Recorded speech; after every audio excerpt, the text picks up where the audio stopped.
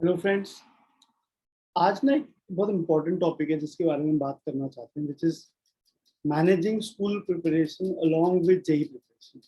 Lot of students requested me to make a video on this, so here we are. So यार देखो, to understand this one thing we should understand is कि देखो कि कुछ लोग ऐसे हैं जो ये प्रिपरेशन को बहुत आसानी से मैनेज कर पा रहे हैं, कुछ लोग ऐसे हैं जो इस प्रिपरेशन को बहुत आसानी से मैनेज नहीं कर पा रहे हैं, they're getting stuck with school versus JEE or whatever else problem that they're facing.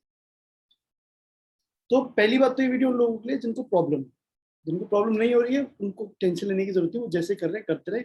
Everybody has a different story and it is fine. Now जिन लोगों को जेई प्रिपरेशन और स्कूल प्रिपरेशन को मैनेज करने में परेशानी हो रही है, तो पहली चीज हमें ये सोचनी पड़ेगी कि ये परेशानी एक्चुअली में है क्या. Is the problem actually with, मतलब हाँ सॉरी, तो वो प्रॉब्लम है कहाँ, वो सोचना पड़ेगा. तो अभी अगर हम सोचें कि प्रॉब्लम कहाँ पे है, तो आपको इसके लिए जो आपके एग्जाम्स होते हैं स्कूल के, आप उनको दो पार्ट में सेग्रीगेट करो. एक पार्ट ऐसा है जो हम स्वास्थ्य में कवर कर चुके हैं, एक पार्ट ऐसा है जो हमने कवर अभी तक नहीं किया. जब आप इस पार्ट को देखते हैं जो हमने कवर कर लिया है, now you should aim to score at least 80 to 90% in that part. Now, if you're not scoring 80 to 90% in that part, then there is an issue. कौन सा पार्ट? जो हम ऑलरेडी कवर कर चुके हैं स्वास्थ्य में. तो अब अगर नहीं कर रहे हैं तो फिर क्या इशू पॉसिबल है? दो पॉसिबल चीजें हो सकती हैं जो मुझे लगता है हम सोचेंगे तो हमें बड़ी ऑब्वियस ही लगेंगी. एक पॉसिबल चीज ये हो सकती है कि आप स्वास्थ्य वाली चीजों को अच्छे से नहीं पढ़ते, तो उसकी वजह से क्या हो रहा होगा, बाय डिफॉल्ट स्वास्थ्य में भी अच्छा नहीं स्कोर करोगे. जो हमारे टेस्ट हो रहे हैं वहां पे आप 40-50%, 40-50% नंबर भी नहीं लेके आ पा रहे हो. तो इसका मतलब the problem is in your effort, कि जब एफर्ट लगा रहे हो वही कम है. तो भाई एफर्ट कम लगाओगे तो फिर I don't think it will be so easy to manage. ठीक है. अब दूसरी क्या पॉसिबिलिटी है, एक कुछ बच्चे मुझे कहते हैं हम लोग कंफ्यूज हो जाते हैं. कंफ्यूज होने का क्या मतलब है? एक्चुअली स्वास्थ्य में हम जब चीजें कवर करते हैं तो हम किसी भी टॉपिक को 0 से स्टार्ट करते हैं और 100 तक लेके जाते हैं.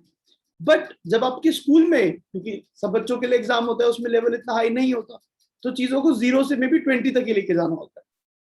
तो अब इन दैट सिनेरियो, अब जब हम 0 से 100 पढ़ाते हैं तो आप कहते हो यार ये तो इतना ज्यादा पढ़ा दिए, तो शायद 0 से 20 कवर ही नहीं कराया होगा. नहीं, ऐसा नहीं है. 0 से 20 भी कवर हो रहा है. सो आपको ये इंश्योर करना पड़ेगा जब टॉपिक खत्म हो जाए तो आप एनसीईआरटी सॉल्व करने की कोशिश करना. Once the chapter is over at स्वास्थ्य, तो आप एनसीईआरटी के एक्सरसाइजेस जो होती है सॉल्व करने की कोशिश करना. यू विल रियलाइज अरे ये तो बड़ी सिंपल लग रही है हमें. क्यों? क्योंकि आप 0 से 100 चीजें पढ़ चुके होगे, बट वो आपको करना पड़ेगा सर. अगर आप नहीं करोगे तो हमेशा एक कंफ्यूजन, एक मिथ मन में बना रहता है कि यार क्या कहते हैं, जेई प्रिपरेशन अलग है और जो बोर्ड की प्रिपरेशन है, स्कूल के एग्जाम की प्रिपरेशन अलग है. बेटा फॉर्मूला जो है वो तो चेंज होना ही नहीं ना. फिजिक्स में force equal to mass into acceleration, school के एग्जाम में सुनना कुछ और है और हम कुछ और करा रहे हैं उसे. yes, we do multiple type of questions, we do different type of questions, we go into every question very very deeply, but that's okay. मतलब that does not make you ununderstand anything. मतलब ऐसा तो नहीं है उसकी वजह से कि चीजें आप भूल जाओगे. so I hope you are able to understand this point. so अगर आपको जो टॉपिक हम करा चुके हैं वो नहीं स्कोर हो रहा, तो या तो आप मेहनत ही कम कर रहे हो या फिर आप कई बार कंफ्यूज हो जा रहे हो. तो मेहनत कम करने का तो एक ही सोल्यूशन है कि आपको मेहनत बढ़ानी पड़ेगी, और अगर आप कंफ्यूज हो रहे हो तो उसका तो एक ही सोल्यूशन है कि आपको एक बार एनसीईआरटी को दोबारा से उसके एक्सरसाइजेस को सॉल्व करना पड़ेगा, देखना पड़ेगा कि अच्छा ये तो बहुत बेसिक चीजें ये मुझे आती है. ठीक है. अब आ जाते हैं उस पार्ट में जो हमने स्वास्थ्य में कवर नहीं किया. तो बेस्ट आइडिया तो होगा कि आप भैया उसे स्वास्थ्य में कवर कर लो तो हो जाएगा. हम तो एनीवेज टॉपिक पढ़ा ही रहे हैं ना. बट बहुत बार क्या होता है, स्कूल्स एक different order of chapter follow कर लेते हैं. अब वो जब different order of chapter follow करते हैं उसकी वजह से, अब और हर स्कूल एक अलग डिफरेंट चैप्टर फॉलो करता है, तो एक पर्टिकुलर ऑर्डर हम फॉलो करें, वही एक ऑर्डर है जो फॉलो किया जा सकता, मतलब वही एक ऑर्डर है, वही एक इकलौता ऑर्डर नहीं है जो फॉलो किया जा सकता है. और भी बहुत सारे ऑर्डर्स हो सकते हैं. एंड इसकी वजह से देयर इज एन इश्यू कि कुछ चैप्टर्स ऐसे हैं जो हमने कवर करा लिए जो स्कूल में नहीं हुए थे, और कुछ चैप्टर्स ऐसे होंगे जो स्कूल ने करा लिए और हमने नहीं कराए. तो इन चैप्टर्स में अगर आप अच्छा नहीं स्कोर कर पा रहे हो तो उसका कारण यही है कि आप स्कूल में ध्यान नहीं देते. तो देखो, most of you attend the school for 5 hours 5 days a week, which basically means that you are spending 25 hours in this school. आप हमारी क्लासेस तो सिर्फ 12 to 14 आवर्स अटेंड कर रहे हो, स्कूल की क्लासेस आप 25 घंटे की अटेंड कर रहे हो। अगर आप उन 25 घंटे की क्लासेस को डिलीजेंटली अटेंड करोगे, तो I can't believe that you will not be able to understand everything that has happened in this school. In fact, that is going to help you in JEE prep also. But the idea is that please try to make sure कि जब भी आप school की classes attend कर रहे हो तो उनको आप डिलीजेंटली अटेंड करो। तो अगर ऐसा होगा तो ज्यादा एम मत करो, ऐसे मत सोचो कि आप सुपर डुपर सब कुछ कर लोगे इसमें, क्योंकि देखो जनरली क्या होता है कि at this level larger understanding, जब वो कोचिंग में भी टॉपिक हो जाता है तो हमारी लार्जर अंडरस्टैंडिंग तब डेवलप हो जाती है। ठीक है, तो एम करो कि 50-60% एटलीस्ट इस वाले पार्ट में आ जाए जो स्वास्थ्य में कवर नहीं हुआ हुआ, और 80 to 90% उस पार्ट में आ जाए जो स्वास्थ्य में कवर हो गया। I hope we will be able to understand this. And उसके अलावा देखो ये बात रियलाइज करो, लार्जर लेवल बात रियलाइज करो, दैट ये जो फाइट है ना, ये जेई प्रिपरेशन वर्सेस कोचिंग मतलब स्कूल प्रिपरेशन में नहीं है।